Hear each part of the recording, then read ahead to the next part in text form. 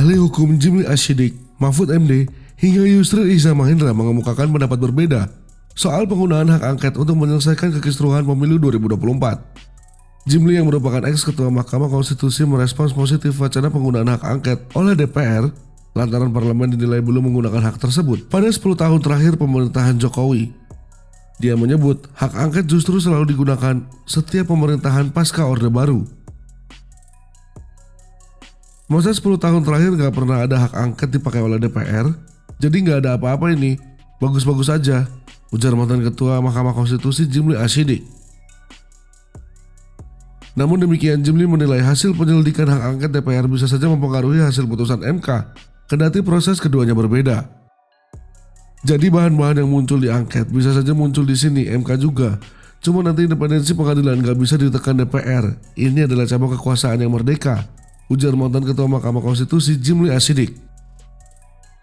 Sementara itu, calon wakil presiden nomor urut 3 Mahfud MD menegaskan penggunaan hak angket DPR untuk mengusut dugaan kecurangan penyelenggaraan pemilu 2024 bisa berujung kepada pemakzulan Presiden Joko Widodo.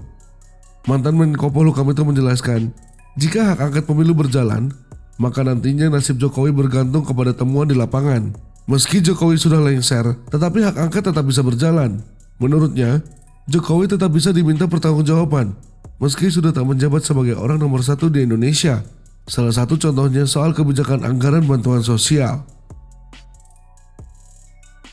Bisa saja pemakzulan, kan tergantung nanti rekomendasinya kan apa saja. Nanti angket tuh menemukan ini, ditindaklanjuti kan? Sama saja dengan dulu Pak Harto dan sebagainya. Sesudah berhenti juga jadi masalah kan? Ujar calon wakil presiden nomor urut 3 Mahfud MD. Berbeda dengan Mahfud, Wakil Ketua Dewan Pengarah TKN Prabowo Gibran, Yusril Iza Mahendra menilai pihak yang tidak puas dengan hasil pemilu 2024 dapat menempuh gugatan ke MK, bukan dengan menggunakan hak angket DPR. Ketua Umum PBB itu mengatakan keberadaan hak angket memang diatur dalam pasal 20A ayat 2 Undang-Undang 1945. Meski demikian, dia menyatakan berdasar pasal 24C UUD NKRI 1945 sudah jelas disebut bahwa salah satu kewenangan MK adalah mengadili perselisihan hasil pemilihan umum.